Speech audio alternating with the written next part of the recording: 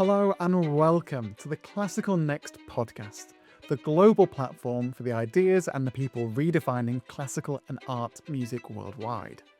I'm your host, David Taylor. Today, I'm talking with Hannah Seymour and Sinéad Walsh from Empower.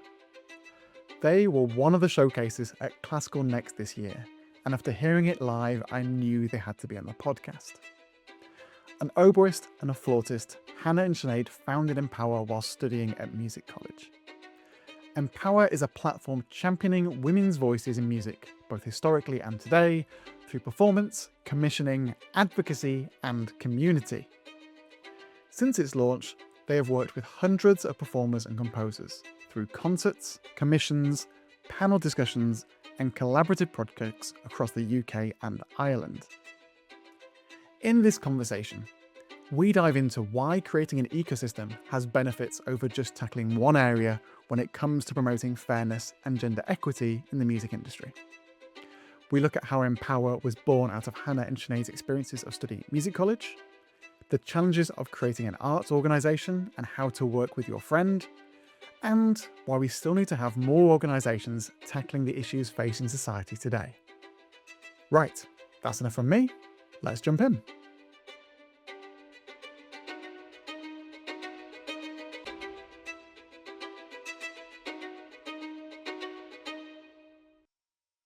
Hannah and Sinéad, thank you so much for being on the podcast. It is great to see you both. Thank you so much for having us. Yeah, thank you so much.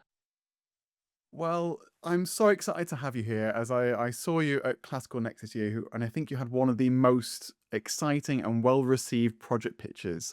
And what made yours so special is that you are championing a cause, which is what we're going to dive into today. So before we do that, it'd be great to hear about what Empower is. So Sinéad, would you like to tell me a little bit more about it? So, Empower Women Changing Music is basically a platform that brings together elements of performance, commissioning, advocacy, and community under the same roof. And we started it back in 2021 when we were both students at the Royal Northern College of Music in Manchester. And since then, it has grown, and mainly our work focuses on putting on live events that bring together music and discussion and showcase women composers and emerging chamber ensembles. So our most recent tour in March 2026 brought us to London, Manchester, Dublin, Glasgow, and Cardiff, showcasing various ensembles in each city, but also showcasing our own commission, Opus Her, which this year we presented in partnership with ABRSN. And then we went to Classical Next and we pitched our kind of vision for the future there, which was an amazing experience. So that's kind of where we're up to now with Empower. Fantastic. And it's really exciting because I think there's so many programs, courses, initiatives, communities now that are championing fairness and gender equity in the music industry, but rarely doing them all at the same time in different ways, such as commissioning, community, advocacy, etc. From being in a similar situation in my past of being a student, having a great idea, where did it come from for both of you, and sort of what's been the journey of Empower getting started, Hannah? So I think for us, it was sort of questions we raised during our studies of like, oh, how many pieces by women composers have we played? And we sort of realized it wasn't something we'd massively experienced, and sort of started to question that. And being really good friends, that was something we did talk about a lot. And also coming out of the pandemic, Empower started in late 2021. So it was at a time when there were no performance opportunities. So everyone was like craving more performances. So us, alongside our other peers and colleagues, were looking for opportunities to perform. So that's why we put this on for our first sort of International Women's Day event, 2022. Initially. And I think since then it's just grown so organically. I mean, that desire, especially from emerging artists, hasn't ceased at all. People always looking for new pathways, and that's what we feel like we're delivering now, is opportunities for emerging chamber ensembles and women composers, as Sinéad said. I think something like that kind of was my route, like the question that got me into advocacy was during COVID, thinking about like what can we do off the platform that informs what we do when we're on the stage?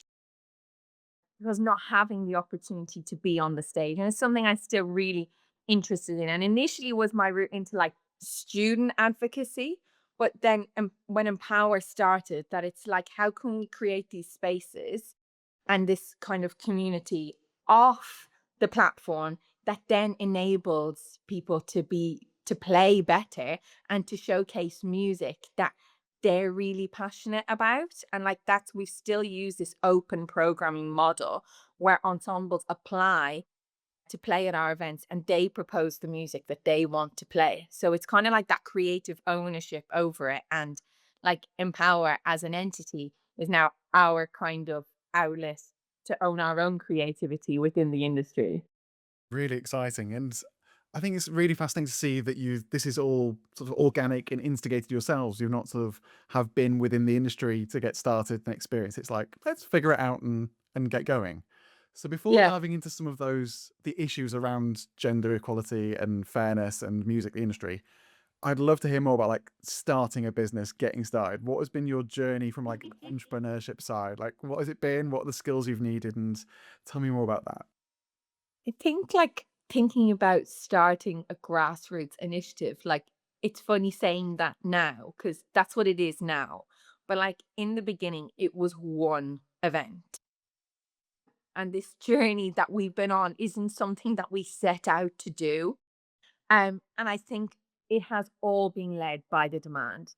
The first event went so well, like we couldn't believe it. And it was like, oh, we'll just do the same thing again. And then each year that we've just kind of built upon that, listening to what our audience want and then what our like audience of performers want. So like the kind of groups of performers that keep applying and that we kept showcasing and their feedback. And then what our panelists, so the women, like, you know, famous big time women within the industry who come and speak and impart their wisdom, like what they said was kind of important about what we were doing. We've taken all those things.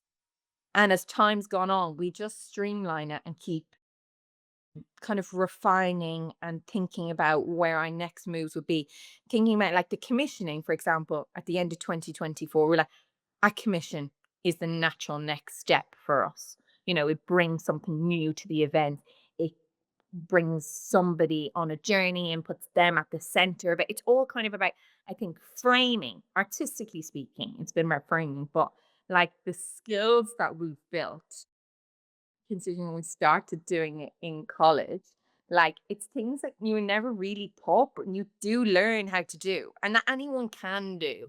Like, obviously, we're not business people, we are players, first and foremost. But I think the things that we have learned along the way regarding like marketing, fundraising, but even just like being organized and like the logistics of these events, having like, you know, in the early days, we had like 40 performers in one event. And the logistics of putting that together took being very detailed and organized and, you know, time management and the stage setup, all of those things to bring something together. I think, yeah, it requires a different way of thinking. I don't know if you have any more thoughts on that, Hannah, considering you've like built the whole marketing of Empower?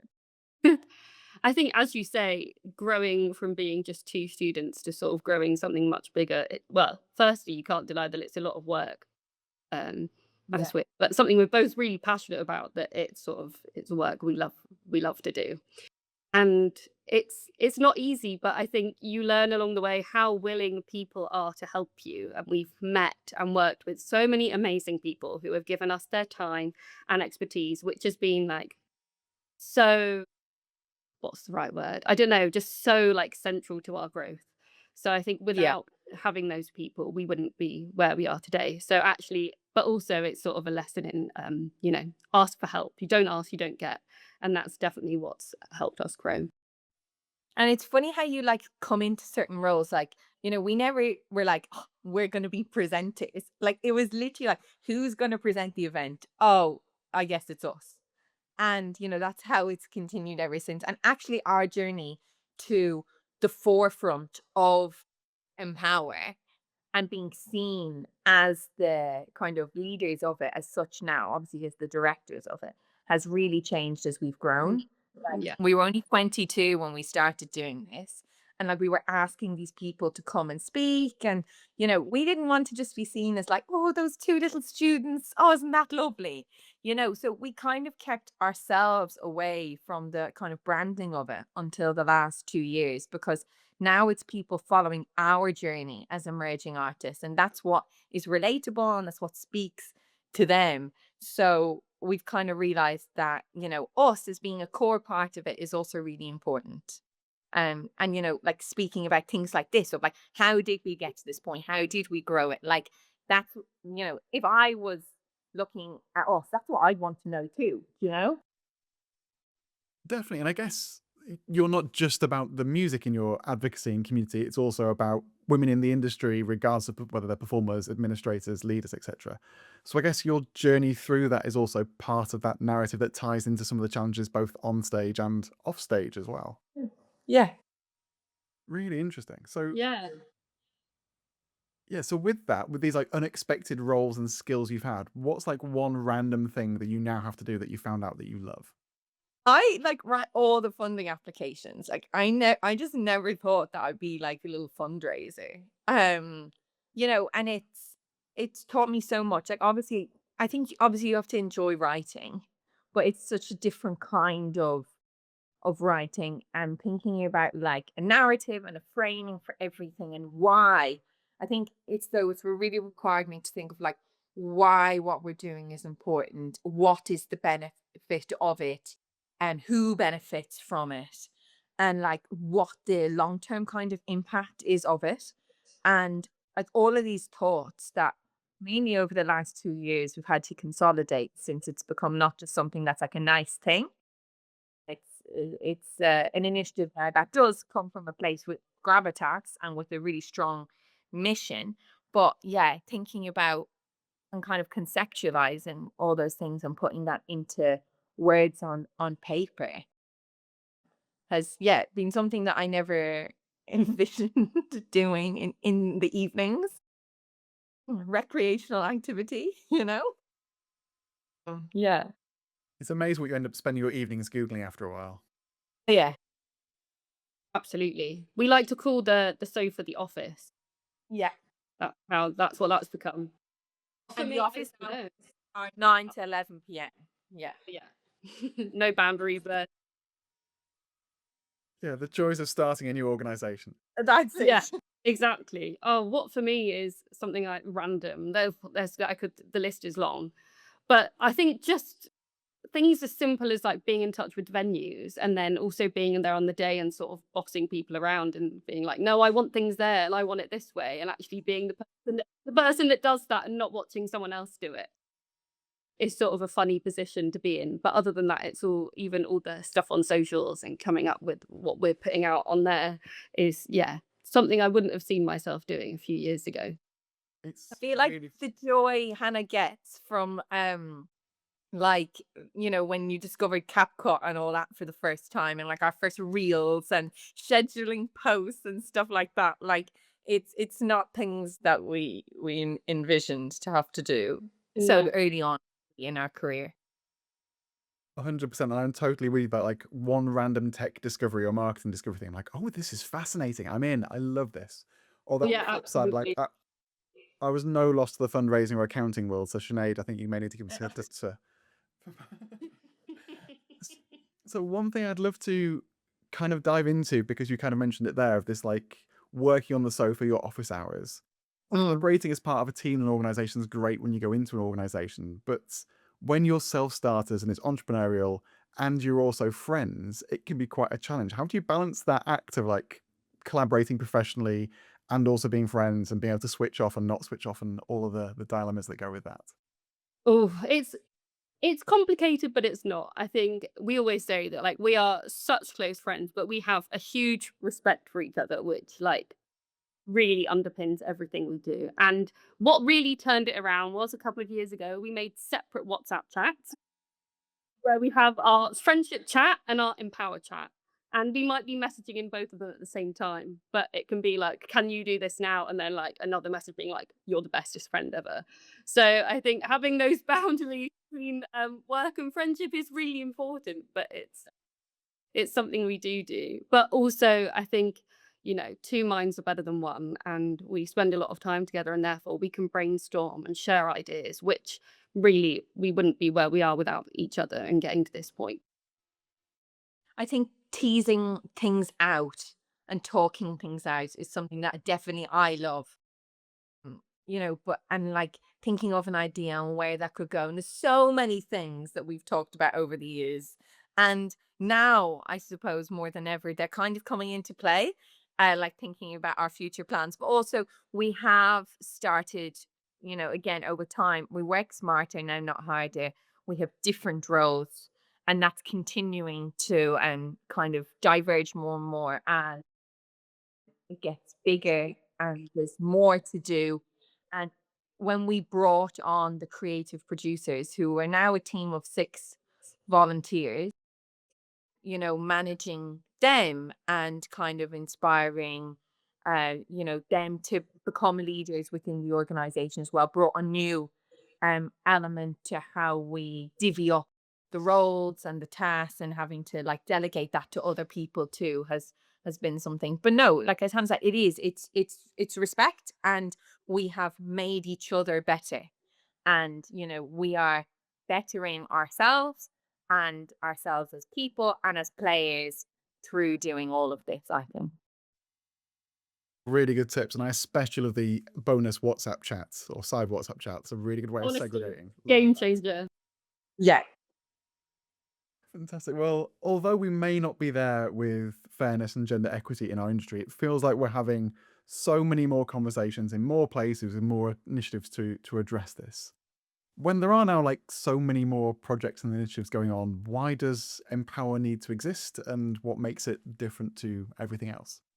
I think I have thought, especially in recent times, like, do we need to still be having these conversations in 2026? And I think that's because as well we're preaching to the choir in the groups that maybe Hannah and I interact with, and the people that we've had the privilege and pleasure to, as Hannah said, to help and support us over the last few years. But then you go into certain spaces, and I feel like you really realize why we're still having these conversations. It's this kind of underlying prejudice and that we have in our heads in society just from growing up, and these preconceptions that everybody naturally has, whether that is about gender, whether it's about race, any protected characteristic, really. And we all have these things that we need to unlearn. And it's these little comments like, it's so much better now for women, but it's not, there's still not equity. And I think we moved away a few years ago saying that it's equality, because that's not going to exist. It's all about equity. Yeah, and thinking about how we're always thinking about how we're going to move towards that, but that's not what's in everybody else's is minds. I think it's different when you work in different scenarios, when you go into, as a freelancer going into a professional orchestra, the attitude of some of the plays, maybe towards the conductor, maybe towards each other, maybe towards the music that's being played. It's really interesting to pick up on. Similarly, when you go into different, maybe like education spaces, how this kind of notion is perceived there. I also think it's interesting of how people respond now, as people have got to know us through doing Empower, or when you tell people about it, how people respond to that, I think says, speaks everything that you need to hear or know about maybe where they're at in their journey towards this. And I have like, the goal is for Empower not to need to exist anymore. But for now, like, there is such a need, and obviously through the demand that we see, but equally, I think the messaging that we're trying to spread through ourselves, and now trying to see ourselves as role models in this space, I think it's still very much needed. And I think, it's something we could probably sit here and talk about all day is tokenism. And that's sort of what has in some ways propelled the industry along in some ways, is people ticking boxes to showcase X, Y, and Z performers or composers or whatever. But something we're really aware of and obviously passionate about is not just showcasing women's music, but it's showcasing women in all areas of the industry, because it's not just for women composers that it's not equitable, but it's for people in positions of leadership, it's performers, it's people playing certain instruments. It's sort of everywhere. So I think that's something we're really conscious of, and sort of building those pathways in all those directions. And also, as Sinead mentioned earlier, our open programming is what we think makes our work, trying to get out of that tokenistic mindset. It's giving people that control to choose what they want to play and the music they really love, because that at the end of the day is the most important thing. And I think you're coming back to thinking of Empower as this kind of ecosystem, setting it up that way as a community, like we're all learning from each other. And, that just comes with how we've kind of set up this platform, and like our audiences learning new music from our performers, but our performers, learning from each other and from our panelists. And like it's kind of this yeah, symbiotic learning process now, which I think, and we obviously have learned so much from doing this kind of work. And I think that kind of just wanting an openness to continue learning is something I think is really important too. Definitely. I'd love to come back to the ecosystem thing in a second. Mm. But Sinead, you touched on something that I'm really fascinated by, which is that we're having more of these conversations and we're reaching sort of some of the people we keep having the same conversations with. And actually, we need to reach people from different bubbles or spheres. Yeah. Do we start to connect maybe from like a systemic or even just a more ad hoc point of view to these communities and other people that we're not reaching, who are the ones who may need to have this message more? Yeah, I think this is the kind of basis of advocacy in our eyes is, you know, like being an advocate is different to being an activist. So, instead of, I think people initially thought we were coming at this from like a man hating perspective. And it's absolutely not that. And sometimes you meet people and they try and tell you what they're doing to promote women. And you're like, that's great. That's, lovely. But I'm not here to like hate on you. And like advocacy in my eyes is something that is more quiet and soft, but also thinking about embedding is also a word that's really important. So we're trying to embed these views to, as you say, to as many people as possible. And I think encouraging everybody to be an advocate in whatever they think is important to them. But equally, it's about having even courage. Yes, courage. To be when you're having a conversation, that maybe you can point out another way of thinking. It's not to make things divisive, it's actually to make things more inclusive. I think sometimes people just need to see another point of view, or whether it's a statistic that you have, or just an example or an anecdote. Like the power of our own experiences is something that I think is so strong, and by encouraging people, I think, who don't have an experience necessarily of music to come to Empower. This is why Empower has been special since the beginning. Is music and discussion. It allows a wider group of people, I think, to access it. So whether you're coming to see one of the panelists or you're coming to just watch your friend's cousin's daughter play, that like it's whatever your entry point is, you will have left learning having learned something new, and something we say at the start of the event. We hope that you have learned, you leave having learned something new, and that you feel empowered. By that, it's that thing of empowerment is so much stronger than inspiration. We can all be inspired. I can be inspired by anything, but to feel empowered is kind of have the onus to act on that inspiration, and that is something much deeper and just empowering in itself. Really good tips. And then you've set up wonderfully sort of a transition into that ecosystem model. So Hannah, I'd love to hear about what is the benefit of this being an ecosystem instead of being like, we do discussions, we do performances, we do commissioning, all in different organizations. Yeah. No, exactly. And if each, we call them our four pillars. So our four pillars are performance, commissioning, advocacy, and community. And if they all existed separately, it would be so different. But it's the fact that we have all four and they intertwine, which is what really makes Empower special. And the reason they all need each other is because that's how we will have a more equitable future in the industry, is because, as I mentioned earlier, we can't just have equity in some areas of the industry and not others. And that's why they really feed into each other. And it's also the people we have involved. We hope that we can sort of cross wires with people that might not otherwise, especially at an emerging point in their careers. You know, like we have in the room, we have the funders, we have people from the venue, we have the performers, we have the panelists, we have the audience. And I think that one evening when people are there, that's what makes it really special, is because it's a room where it's a safe space, but everyone is equal and they're all there for the same reason. And it's thinking about Empower as a space, like it's a space for the emerging to thrive. It's a space for us and, the hundreds and thousands really of other artists within the UK and Ireland that would describe themselves as emerging, for them to access. And that's why we've been so interested now as we move forward, that it's less about, one performance in one place. And that's great. But it's thinking about longer term pathways for people, taking people on a longer journey to therefore create a greater impact. Really fascinating. And I think impact's something I'm fascinated by because Empower's not really existed for a huge period of time, and you're certainly not of the establishment. And one of my, from being honest, one of my pet peeves is going to conferences and seeing like the same panel with the same discussion over and over again about a topic. You're like, we're not achieving stuff. And it Yeah. kind of feels that sort of the establishment, although we have these initiatives and programs, aren't really getting the impact in moving forward fairness and equity, despite being some of the decision makers.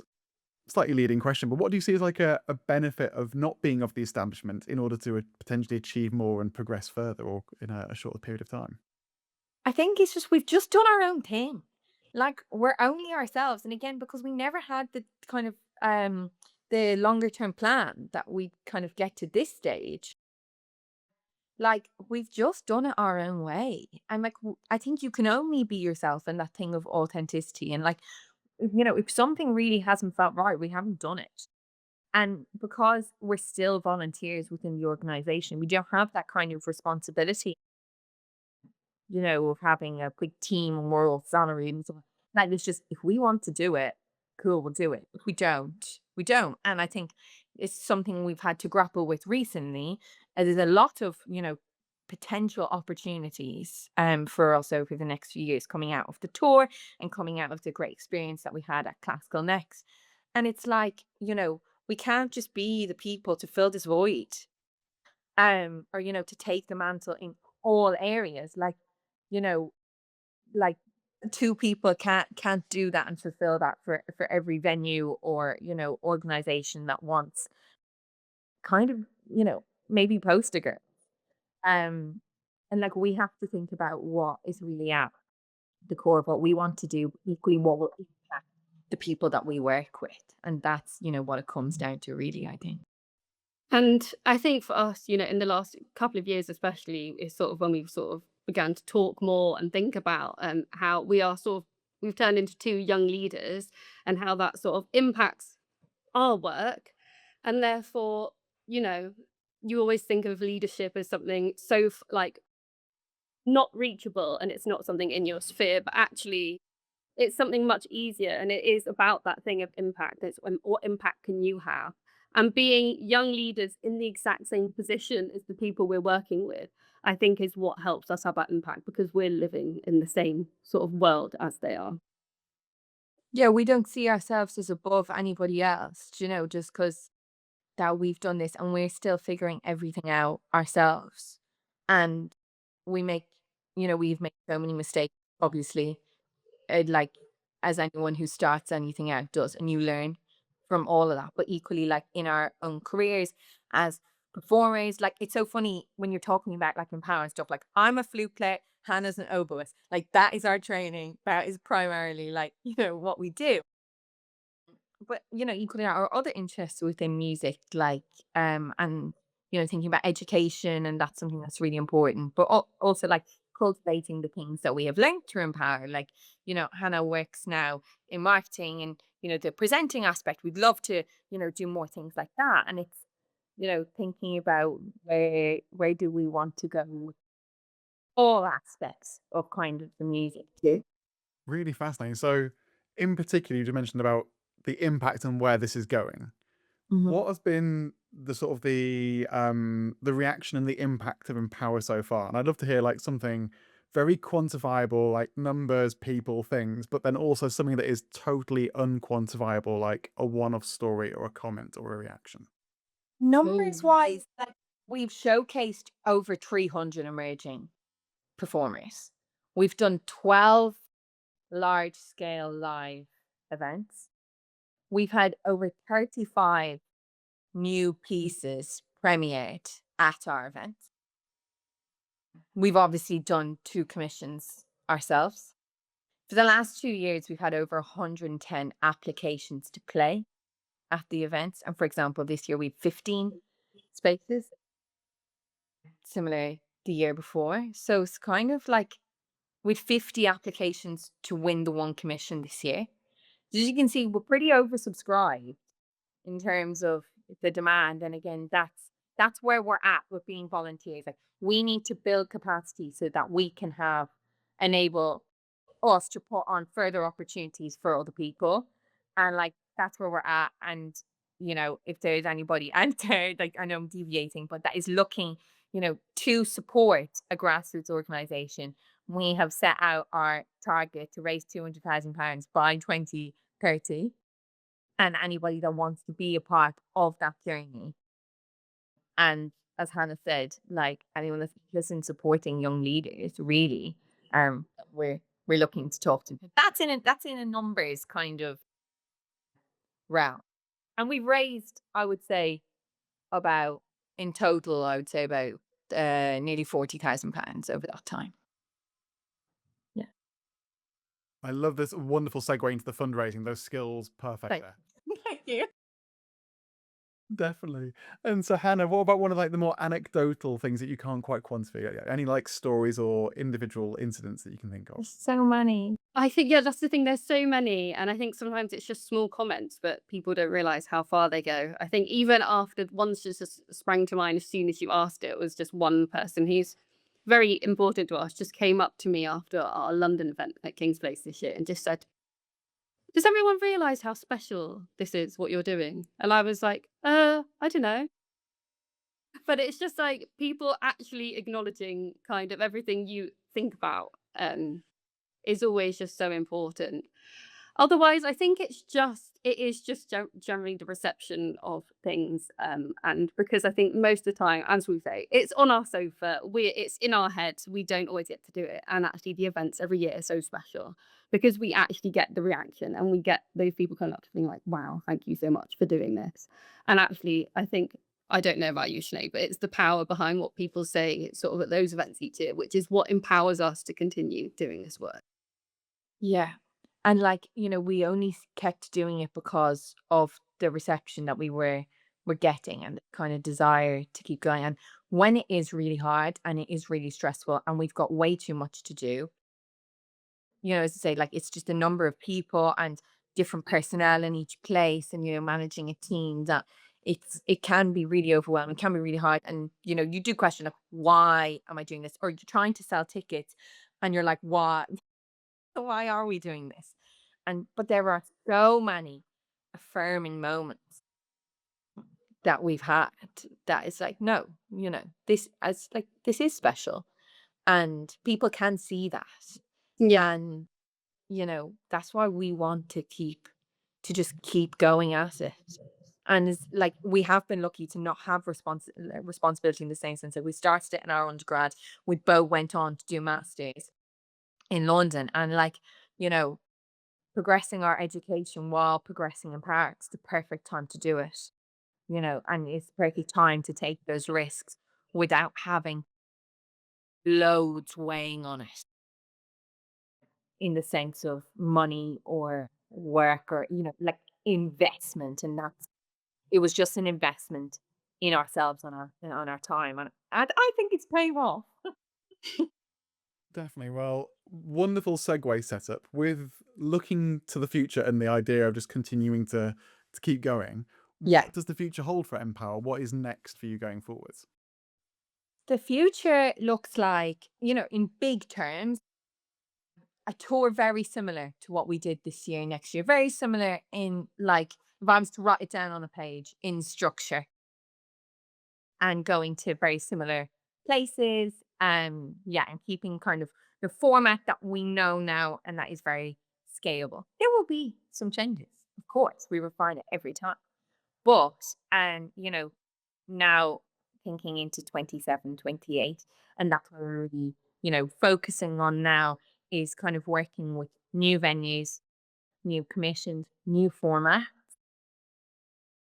and thinking that kind of expanding. We want to expand our Opus Hair commission program into a longer scheme that will have more women involved. And again, speaking to that thing of long-term pathways, and we want to expand our performance schedule, and and do different kinds of touring while keeping this kind of March tour that focuses on emerging artists and that they are at the center of going. But it's about future proofing it in terms of, as Hannah and I get older and hopefully start to emerge ourselves, that where our place within Empower and within this space kind of is. And that's the kind of thought we're at now, and we've been doing that by working with our amazing trustees, Sam McShane and Anna Walston-Home, who have, over the last year, have helped us to kind of consolidate this vision and where we really want to go and what the greatest impact will be based on what we decide to do. Amazing. Well, at the very end of the podcast, we ask the same two questions to everyone. They're sort of quick fire questions. This is the first time I've done it with two people. So Okay. we get to ask you both individually. So we get two answers each. Great. So Hannah and Lucky, you're going to go first. If you could That's change okay. one thing in the industry, what would it be and why? Oh, well, it has to be Empower's vision, which is that there's no boundaries to who is seen, heard, and celebrated on and off the stage in classical music. If you, Sinead, you can't use the Empower answer now. What other thing would you want to change in the industry? I think just thinking about where I'm at right now, like, I think really thinking about spaces for people at our stage. Like, not there's so much talk about conservatoire students, and then suddenly everybody's really established. Where is this kind of space for us at the, like, 25-ish age, and thinking about things we found hard as young people going into big spaces or like networking. I feel like age has been as much of an issue with as gender. So I would say to people, bring the younger people into your conversations, because we actually do have some things to say. Really good. And then finally, what gives you hope for the future of classical music?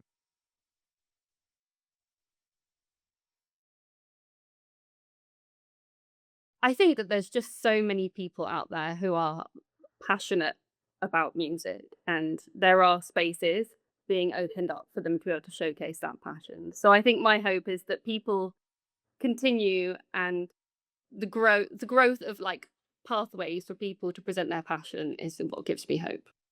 I think the power of collaboration and, the power of creativity as well. And they're like two things that have underpinned classical music since the beginning of time, really. That composing, that creativity and collaboration of playing with other people. And I think that the power of those two things will sustain us. It will change and it will evolve, but I think that is what will ultimately sustain us going forward.